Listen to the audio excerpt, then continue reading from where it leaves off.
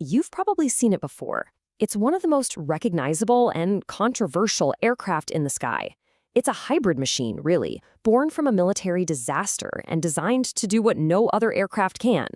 But a recent string of fatal crashes has thrown the V-22 Osprey right back into the spotlight, and it's reviving a terrifying old nickname. So, let's set the scene. This was supposed to be a totally routine training flight. We have two CV-22 Ospreys, with the call signs Gundam-21 and Gundam-22, and they were just getting ready for some refueling and water jump exercises. Standard stuff. All right, first up, the crash in Japan. We're going to take a look at what exactly happened during Gundam-22's final flight. And you won't believe how fast this all went down. The very first hint of trouble was a radio call about something called chip burn advisories. Just 10 minutes later, they're requesting an emergency landing. But only 3 minutes after that, there's fire, a hard roll, and then just silence. The entire emergency, from start to finish, unfolded in just over 13 minutes. Now, this right here, this was the first real red flag. So what does chip burn advisory even mean? Well, think of it like the aircraft's immune system. It's detecting tiny metal fragments from the gearbox, a sign of wear and tear, and literally zapping them. It's a potential warning of big trouble. But you can see the crew's initial call was to just press on with the mission. And this is the moment it all became real. As Gundam-22 was making its approach to the airfield, the tower controller asked them a standard procedural question. That single-word reply, affirmative, was the first and only time they officially declared an emergency. Just 2 minutes later, they were gone. Okay, so to really get what the Osprey is all about and why it even exists, we have to rewind the clock a bit. This is the story of its birth. We're talking about Operation Eagle Claw. It was this incredibly daring, high-stakes attempt to rescue 54 American hostages in Tehran. The whole plan hinged on using conventional helicopters. And, well, their limitations ended up being the mission's fatal flaw. I mean, it was just one thing after another, a total cascade of failures.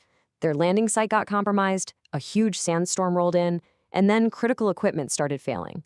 The mission had to be aborted, and the takeaway was painfully obvious. Regular helicopters just didn't have the speed or the range needed for these kinds of long-distance special ops. The military needed something completely new. Which brings us to the Osprey itself. So how does this thing actually fly? It's part helicopter, part airplane, and it's a fascinating piece of engineering. Okay, the magic is all in this thing called the proprotor. It's this incredible blend of a propeller and a rotor. You can kind of see the trade-offs right here in the design. It's smaller than a giant helicopter rotor, but it's way bigger than a typical airplane propeller. And look at that blade twist. A massive 47 degrees. That's what makes it so efficient when it's flying forward like a plane, but it also creates some serious challenges when it's trying to hover. And that gets us to this really key idea called disk loading. So, in simple terms, because the Osprey's rotors are actually pretty small for how heavy the aircraft is, it has to work way, way harder to hover than a normal helicopter. It has to generate all that lift by shoving a smaller amount of air downwards, but at an incredibly high speed. So, how hard are we talking? Well, the wind blasting down from a hovering Osprey is 80 knots. To put that in perspective for you, hurricane force winds officially start at around 64 knots.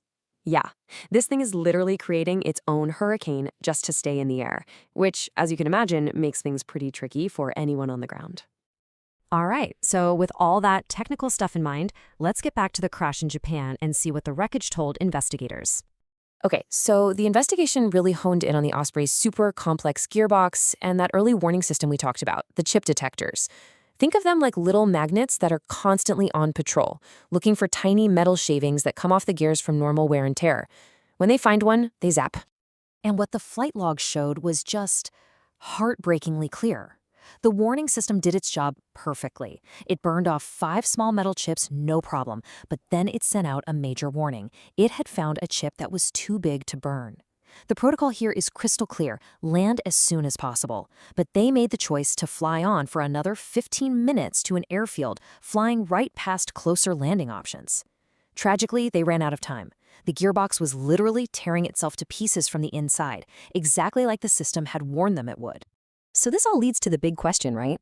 We have the data, and we have the reputation. Is that Widowmaker nickname actually fair? Let's look at the numbers.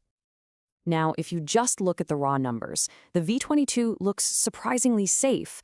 Since it was introduced, 58 service members have died in Osprey incidents. Now, any death is a tragedy, but that number looks tiny compared to the Black Hawk. But hold on, because this chart is kind of misleading. It doesn't tell the whole story. Right, so when we start slicing the data differently, the picture gets a whole lot murkier. The Osprey actually has fewer incidents per plane than the others, but when you measure it by flight hours, its death rate is actually higher. So, what gives? Why the difference? Well, it really comes down to two things: size and complexity. The V-22 is a big, complex aircraft that carries a lot more people than, say, a Black Hawk. So while crashes might be less frequent, when they do happen, they are often more lethal. It's not that its safety record is some crazy statistical outlier, but it definitely shines a spotlight on the huge risks that come with brand new, revolutionary tech. And that leaves us with a really tough question, doesn't it? The Osprey exists for a reason. It provides a capability that no other aircraft in the world can match, a capability that was born from the hard, painful lessons of Operation Eagle Claw. But as we keep pushing the envelope of what's possible in the air, you have to ask, what is the acceptable price for innovation?